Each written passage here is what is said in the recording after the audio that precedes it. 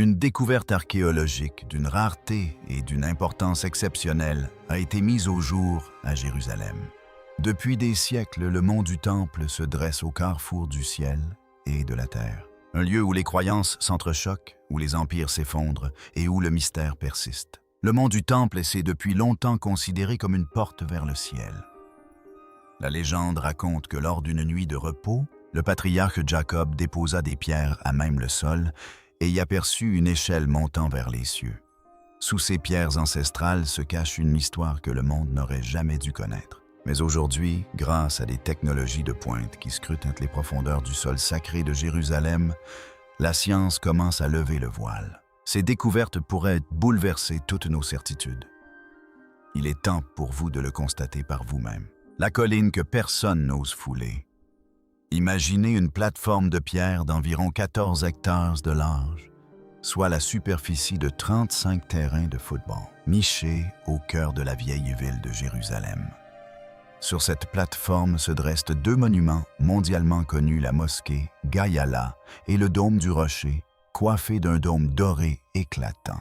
Cet espace surélevé est appelé en arabe Al-Haram Sharif, le noble sanctuaire, et en hébreu, Harabayit, le mont du Temple.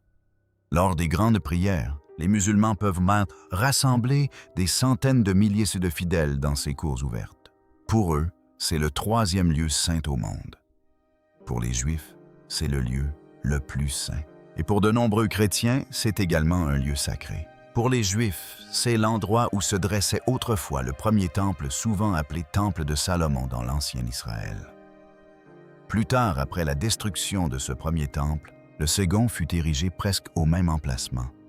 Ce second temple fut reconstruit et considérablement agrandi par le roi Hérode il y a plus de 200 ans. Il fit venir d'immenses équipes d'ouvriers, nivela le socle rocheux et construisit d'énormes murs de soutènement en pierre de taille pour soutenir une plateforme qui finit par couvrir environ 14 hectares. Cela en faisait à l'époque la plus grande cour sacrée du monde antique.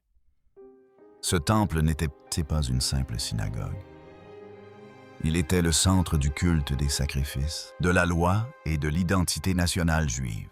Selon la croyance juive, la pièce la plus profonde de ce temple, le Saint des Saints, était le seul endroit sur terre où la présence de Dieu résonnait de manière directe et intense. Cette pièce était si sacrée qu'autrefois une seule personne pouvait y pénétrer. Seul le grand prêtre pouvait y pénétrer, et ce une seule fois par an, à Yom Kippour, le jour du grand pardon. Compte tenu de l'intensité de ce lieu sacré, de nombreuses autorités rabbiniques, y compris les grands rabbins d'Israël, recommandent aux Juifs pratiquants de ne pas fouler le mont du Temple.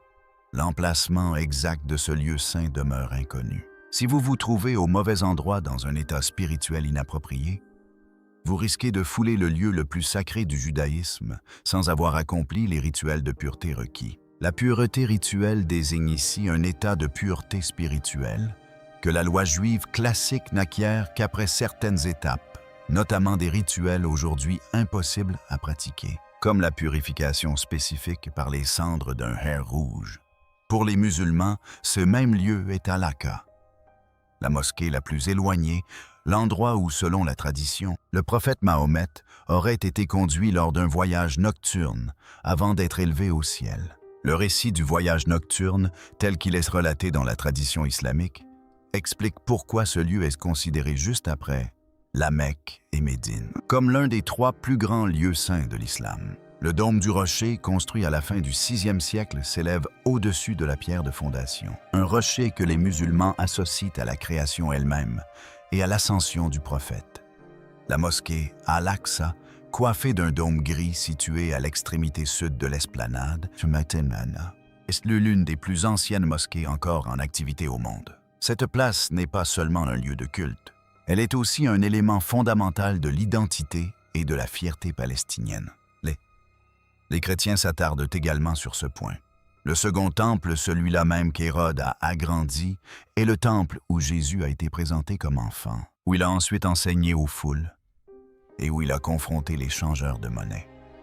Les vastes cours extérieures, connues dans la tradition chrétienne comme des lieux de rassemblement pour toutes les nations, sont décrites dans les évangiles comme un espace où il guérissait les malades et prêchait. Après la destruction de ce temple par Rome en 70 après Jésus-Christ, les premiers chrétiens ont continué à s'y rendre, car ils y voyaient le théâtre où Jésus avait défié le pouvoir corrompu et prédit la chute du temple. Voici pourquoi cela est si important aujourd'hui. Il ne s'agit pas d'une seule communauté revendiquant ce lieu. 3 religions mondiales, le judaïsme, l'islam et le christianisme, associant chacune leur conception de Dieu à ce même espace de 14 hectares. Des millions de personnes de Gaza au Texas, en passant par Jakarta, se sentant profondément liées à ce qui se passe sur cette colline, même sans jamais y avoir mis les pieds. De ce fait même, une modification matérielle minime, comme l'ajout d'un escalier ou le forage d'un échantillon dans le pavage, peut dégénérer en émeute, en crise diplomatique, voire pire. Nous avons vu des descentes de police dans la mosquée Al-Aqsa déclencher des tirs de roquettes depuis Gaza et le Liban quelques heures plus tard. Nous avons vu des querelles concernant les lieux de prière susciter l'indignation dans toute la région. Voilà à quel point ce terrain est sensible. À présent, parlons de qui contrôle réellement les lieux. En juin 1967, lors de la guerre des 6 jours, Israël a conquis Jérusalem-Est, alors sous contrôle jordanien, incluant la vieille ville et l'esplanade des mosquées.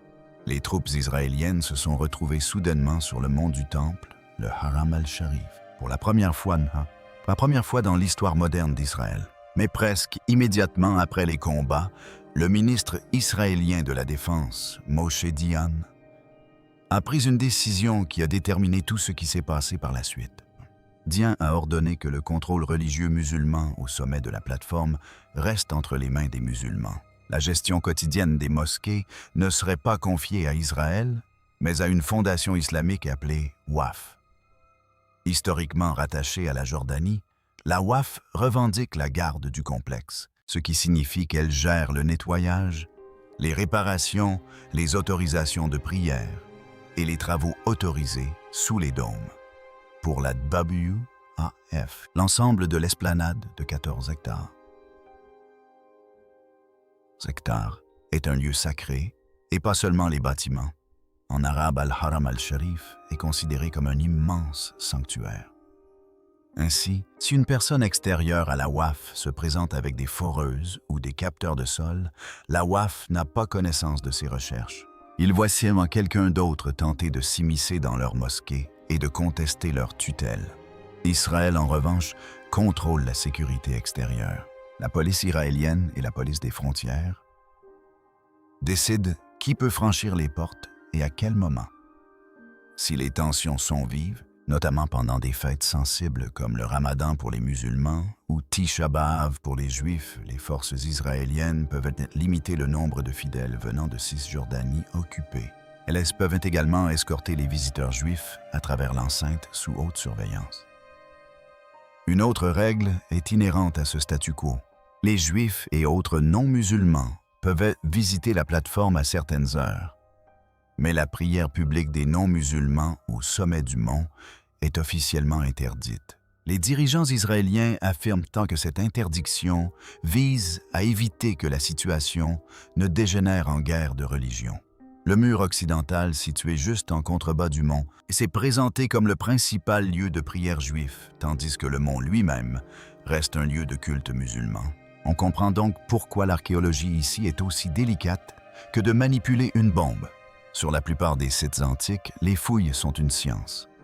On met au jour des poteries, on démonte des murs et on rédige des rapports. Sur cette colline, les fouilles sont une affirmation. Imaginez que quelqu'un découvre une pierre gravée d'inscriptions hébraïques anciennes et dise « Regardez la preuve qu'un temple juif se dressait exactement ici ».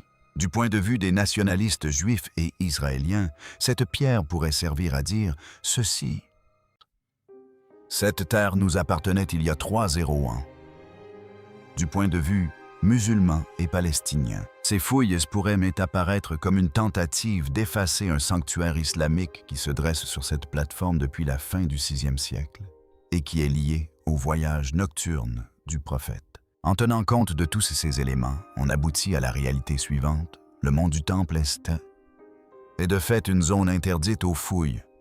Pourtant, certains ont cherché à percer ses secrets. À la fin du XIXe siècle, bien avant la création d'Israël et de la Jordanie, à l'époque où Jérusalem était sous domination ottomane. Un jeune officier de l'armée britannique nommé Charles Warren s'y est rendu. Il n'avait qu'une vingtaine d'années et avait été envoyé par le Palestine Exploration Fund depuis Londres. Il ne pouvait pas commencer à creuser sur la plateforme sacrée, qui était déjà interdite d'accès. Alors il contourna la cité antique et s'y faufila sous elle. Il descendit en rappel dans des fissures de la roche. Il rampa à la lueur d'une bougie dans d'étroits tunnels creusés dans la roche. Il cartographia des passages et des puits sous l'ancienne crête, juste au sud de la plateforme sacrée, dans la zone souvent appelée la Cité de David. Avec son équipe, il escalada même un puits vertical naturel d'une douzaine de mètres de profondeur jusqu'à la source de Gihon. Ce puits est aujourd'hui célèbre. On l'appelle encore le puits de Warren. Les travaux de Warren dans les années 1860 révélèrent une découverte capitale. Il a démontré que la Jérusalem antique n'est pas seulement constituée de ruines en surface. C'est aussi un labyrinthe souterrain creusé dans la roche. Il a découvert des tunnels taillés dans la roche, des passages dissimulés et des galeries pavées qui permettaient aux habitants de la Jérusalem antique d'accéder à l'eau de source sans s'exposer aux flèches ennemies. Autrement dit, bien avant les armées et les frontières modernes, cette ville était déjà organisée en strates, rues et lieux de culte en surface voués, de passages secrets en sous-sol. Ces cartes furent parmi les premières représentations jamais vues par les Européens de ce qui se cachait sous la surface de la vieille ville. Mais même Charles Warren, prêt à se balancer à des cordes sous terre, se heurta à un mur. L'esplanade principale du mont du Temple, le Haram al-Sharif lui-même, était inaccessible. Les autorités religieuses locales lui interdisaient d'y creuser. Les représentants ottomans refusaient de donner leur accord. Ils pouvaient mesurer le périmètre de ces murs extérieurs. Ils pouvaient ramper sous les rues avoisinantes. Ils pouvaient dessiner des schémas des portes condamnées et des anciennes assises de pierres et proches des bords. Mais l'esplanade sacrée elle-même demeura fermée, et la situation resta ainsi pendant plus d'un siècle. La colline demeura là portant en elle strates successives l'histoire humaine. Roi de l'ancien Israël, légion romaine, calife musulman, des premiers siècles, sultan du Moyen-Âge, chevalier croisé, gouverneur, ottoman, officier britannique, policiers israéliens et gardes jordaniens, tous savent que des réponses se cachent sous ces dalles. Tous savent que si l'on pouvait déchiffrer ces strates comme les pages d'un livre, on trouverait des preuves irréfutables concernant le premier temple, le second temple, les débuts de l'islam et tout cela. Mais la règle était de ne pas soulever les pierres. Puis, un événement imprévu s'est produit, le tas de terre qui a révélé des secrets. À la fin des années 1990, un événement inattendu s'est produit dans l'angle sud-est du mont du Temple. Dans une zone fortifiée, longtemps appelée les Écuries de Salomon, aujourd'hui occupée par la mosquée Al-Marwani, d'imposantes machines ont déblayé les vestiges de l'ancienne ville de Philadelphie pour gagner de l'espace. Aucun archéologue n'était présent, aucune note n'a été prise, aucun geste délicat n'a été employé, seul un enlèvement rapide a été effectué. Des amas de terre et de pierres, probablement accumulés là depuis des siècles, ont été raclés, chargés et emportés. En quelques semaines, environ 90 tonnes, soit des centaines de camions, ont été déversés hors de la vieille ville, en grande partie dans la vallée de Kidron. Pour les chercheurs à qui l'on avait répété toute leur carrière, ne touchez pas à cette colline, c'était comme si le passé avait été balayé comme un vulgaire déchet de chantier. Mais cette décharge a tout changé. La terre n'était plus protégée par les lignes rouges sur la colline. Elle pouvait être sauvée. 2 Israéliens, l'archéologue Gabriel Barkay et le chercheur Zaki Deaver, ont alors décidé de partir à la recherche de cette terre perdue. En 2004, munis d'un permis et soutenus par l'Université Bar-Ilan et l'Autorité israélienne de la nature et des parcs, ils ont transporté des milliers de sacs de terre jusqu'à un site sécurisé du parc national de la vallée de Tsurim à Jérusalem, à quelques minutes de la vieille ville. Ils l'ont baptisé Projet de tamisage du mont du Temple. Le principe était simple, impossible de fouiller le mont du Temple de façon traditionnelle. Il fallait tamiser la terre déversée grain par grain. Chaque seau était lavé sur des tamis. Chaque fragment de matériaux artificiels, poterie, os, verre, pièces de monnaie métal, tuiles et morceaux de plafond, étaient conservés, étiquetés et étudiés en laboratoire. Les gens ne se sont pas contentés d'observer, ils ont participé activement. Le projet était ouvert au public et des milliers de personnes ont répondu présentes, familles en vacances, groupes scolaires, touristes, militaires et retraités. Des bénévoles remplissaient des seaux, arrosaient la boue et triaient les cailloux un à un. Des archéologues se tenaient à proximité pour récupérer les objets avant qu'ils ne glissent à travers le filet. Au fil du temps, plus de 200 personnes ont participé, voire près de 250 selon certaines estimations. Il est difficile d'imaginer un autre projet de recherche où des visiteurs ordinaires ont eu une influence aussi directe sur la sauvegarde des données. L'ampleur des découvertes est stupéfiante. Au fil des mois et des années, les sceaux ont révélé plus d'un demi-million d'objets. De minuscules objets, certes, mais qui ensemble racontent une histoire riche et complexe. Leur diversité s'étend de l'âge du fer, à l'époque du premier temple biblique, en passant par la période du second temple sous domination perse et romaine, puis les temps chrétiens byzantins, le début de la période islamique omeyyade, les croisades, les mamelouks, les ottomans, jusqu'aux vestiges modernes du XXe siècle. Cette seule diversité témoigne d'une activité humaine constante sur et autour de la plateforme pendant près de 3 millénaires. Certaines découvertes résonnent comme une empreinte temporelle d'événements que l'on a pu lire. Le tamisage a permis de mettre au jour des pointes de flèches correspondant à des types connus de l'époque du premier temple et de la conquête babylonienne. Des pointes en bronze et en fer semblables à celles que portaient les soldats au début du VIe siècle avant Jésus-Christ, lors de la chute de Jérusalem. Des vestiges de périodes plus récentes apparaissent également des flèches de croisée, des clous de fer à cheval et même des fragments d'écailles et d'armure témoignent des combats médiévaux qui ont marqué le même site. D'autres découvertes concernent l'administration, les noms, les fonctions, le stockage et l'argent.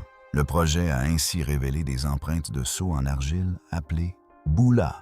Une bulle est une petite boule d'argile autrefois pressée à l'aide d'un tampon pour sceller un cordon ou un sac. Une fois sèche, l'argile empêche les indiscrétions et permet d'identifier la personne qui a scellé le contenu. Parmi les fragments découverts lors du tamisage, figure une bulle portant l'inscription « Liyahu fils d'Imr ». La famille d'Imr est connue dans la Bible hébraïque comme un clan sacerdotal ayant œuvré au sein de l'administration du premier temple. Ce minuscule morceau d'argile cuite relie la terre du mont Sinaï à des personnes nommées travaillant dans le système de trésorerie du temple, aux alentours des 7e et 6e siècles avant Jésus-Christ. L'étude de dizaines de bulles issues du tamisage, ainsi que d'autres découvertes similaires à proximité, suggèrent l'existence de véritables trésors et entrepôts où étaient stockés argent, céréales et marchandises durant les dernières générations de Juda avant l'exil babylonien. Des pièces de monnaie de toutes les époques ont été mises au jour. L'une d'elles, particulièrement remarquable, est une pièce datant de la première révolte juive contre Rome, portant l'ancien slogan hébreu « Pour la liberté de Sion ». Elle date des années précédant la destruction du temple par les Romains en 70 après Jésus-Christ.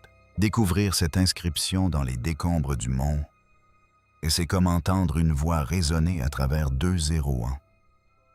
Quelqu'un a apporté cette pièce là-haut durant la révolte, lorsque le temple était au cœur des combats. De nombreuses autres pièces de cette période, des pièces impériales romaines et des pièces plus récentes, ont également été retrouvées dans les décombres, coïncidant avec des périodes d'activité intenses sur le site. Ce qui émerveille le plus les visiteurs, ce sont les sols. Parmi les fragments extraits des sceaux, on trouve des centaines de morceaux de dalles de pierre taillés en forme géométrique, précises, carrés, triangles et losanges de différentes couleurs. Le terme latin pour ce style est « opus sectal », qui signifie « travail de taille ». Il s'agit de sols luxueux réalisés en assemblant des pierres colorées, polies selon des motifs. À partir de ces fragments, des spécialistes ont reconstitué les plans complets et démontré comment la rénovation d'Hérode a probablement consisté à paver les portiques et les cours de prestige du mont du Temple avec des pierres polies à motifs. Si vous avez déjà vu des palais romains ou de somptueuses villas au sol en damier, Imaginez cela à l'échelle d'un immense complexe sacré. Les carreaux correspondent ont même en dimension basée sur le pied romain, soit environ 11 poucées et 6 dixièmes. Un autre indice qui confirme qu'il s'agit d'une œuvre de l'époque hérodienne. M.V. Cheplav, un jeune volontaire russe de 10 ans, a repéré un minuscule sceau en pierre sculpté au poste de tamisage. Un petit cône représentant un animal superposé à un autre. Il date du 10e siècle avant Jésus-Christ, du début de la monarchie. Tous les objets n'évoquent pas un temple. Beaucoup sont des objets discrets du quotidien. Des tessons de marmite, portant des traces de brûlure, des fragments de lampes à huile des os, de restes de repas, des éclats de pierre taillée, des morceaux de verre colorés provenant de constructions plus récentes. Même des matériaux modernes, des pièces de monnaie jordanienne, des boutons d'uniforme et des balles, témoignent que le site n'est pas resté figé après l'époque romaine. Il a évolué au gré des successions et des conflits. Le projet a dû s'adapter en permanence. Pendant des années, le tamisage s'est déroulé au Parc national de la vallée de Dzurim. En 2017, les travaux ont été interrompus en raison d'un changement de financement et d'administration. En 2019, l'équipe a annoncé la reprise du tamisage complet de la terre du Mont du Temple dans un nouveau centre situé sur le mont Scopus, au belvédère de Massawat. L'Autorité des Antiquités d'Israël a enregistré ces travaux dans le cadre de son système d'autorisation. Le tamisage de la terre nous renseigne sur ce qui se trouvait autrefois à cet endroit, mais ne nous permet pas de localiser précisément les salles, les halls ou les réservoirs qui abritaient ces objets. Pour le découvrir, les chercheurs doivent examiner le dessous et les alentours de la plateforme, sans la toucher à l'aide d'instruments capables de voir à travers la pierre. En scrutant le terrain interdit autour du mont et le long de la paroi ouest, on aperçoit désormais un radar à pénétration de sol, une cartographie laser et même des appareils de physique et des appareils de physique des particules. Toutes ces données sont ensuite traitées par des logiciels, notamment des systèmes d'intelligence artificielle, afin de construire un modèle numérique de ce qui est caché des zones de faible couverture et de la façon dont tout s'articule. Commençons par le radar à pénétration de sol, généralement appelé GPR. Le GPR fonctionne un peu comme une échographie pour la terre et la pierre. Une petite antenne en surface envoie des impulsions radio très rapides dans le sol. Lorsque cette impulsion rencontre un obstacle comme une poche d'air, une paroi enfouie ou un changement de la roche-mère, une partie du signal est réfléchie vers la surface. L'appareil enregistre la durée de ce rebond, ce qui permet de déterminer la profondeur de cette limite. Le logiciel découpe ensuite ces échos en couches à la manière des pages d'un folioscope. La superposition de ces couches révèle des contours des lignes droites, évoquant des murs taillés par l'homme, des courbes semblables à des arches et des zones sombres paraissant creuses. Des équipes ont utilisé un géoradar, GPR,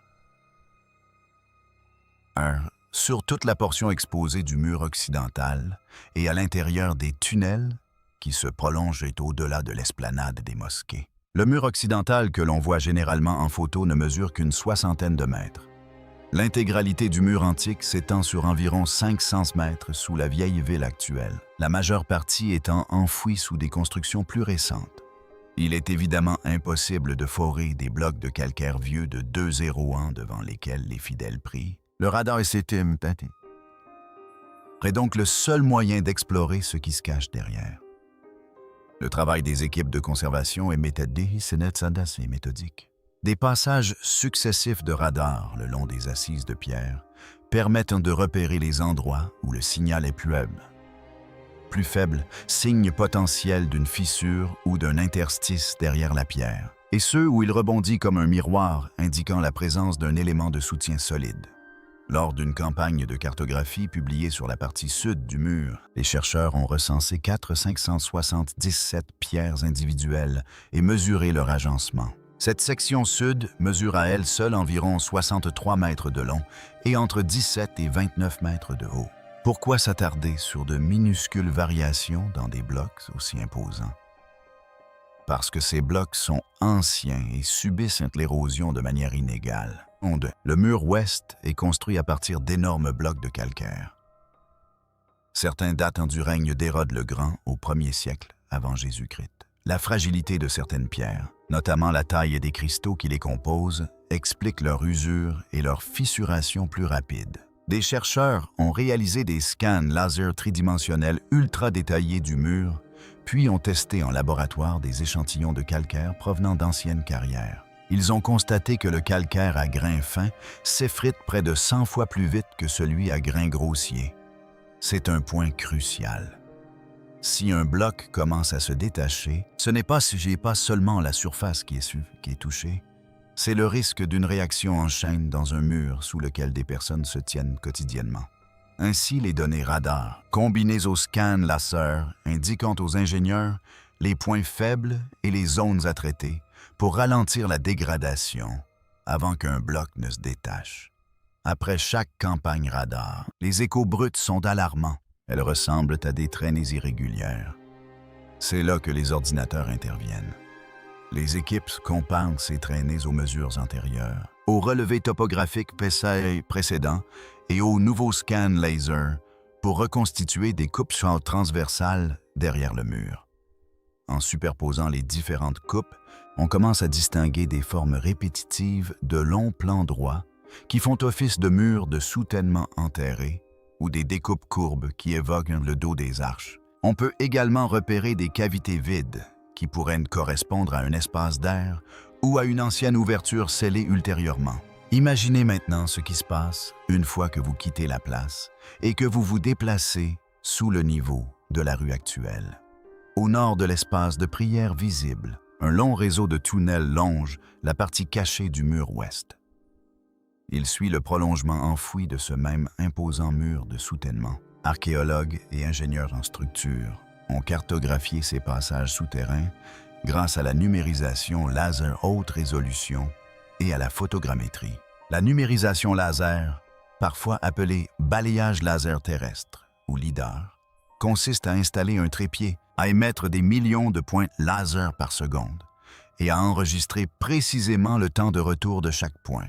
On obtient ainsi un nuage de points tridimensionnels, une copie numérique de l'espace avec une précision de quelques millimètres, environ 1/10 de pouce. La photogrammétrie consiste à prendre des centaines, voire des milliers, de photos haute résolution se chevauchant, puis à laisser un logiciel reconstruire les surfaces en 3 dimensions, à partir de l'alignement de ces photos.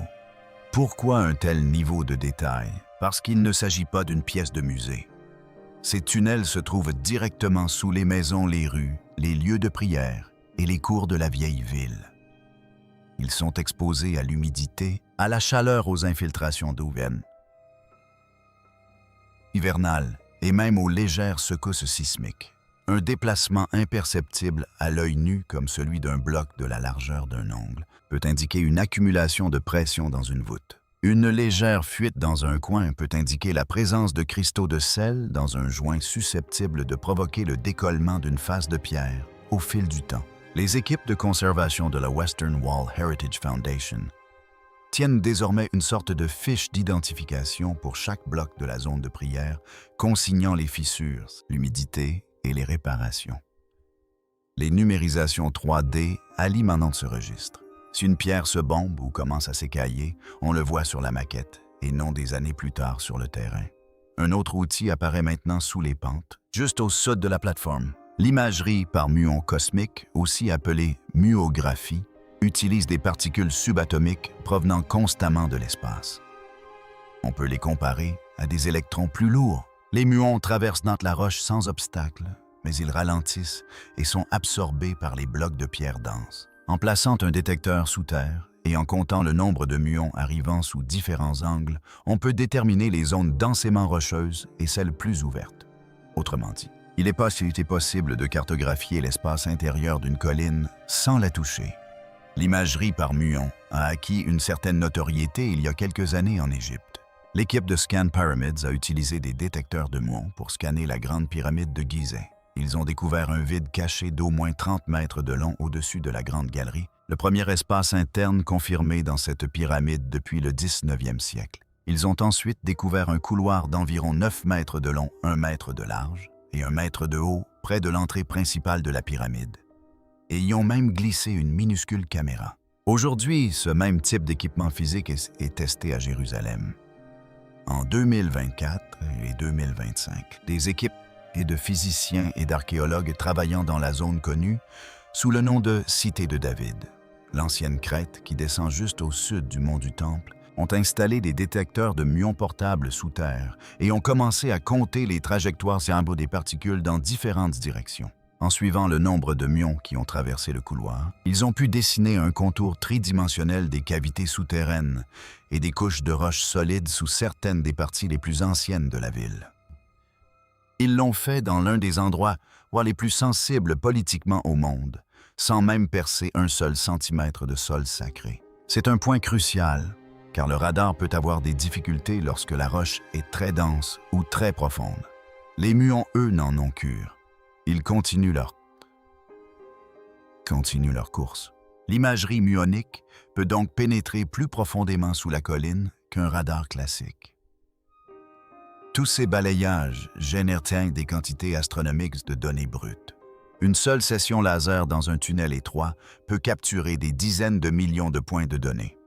Un passage radar produit des radargrammes, ces images d'écho complexes.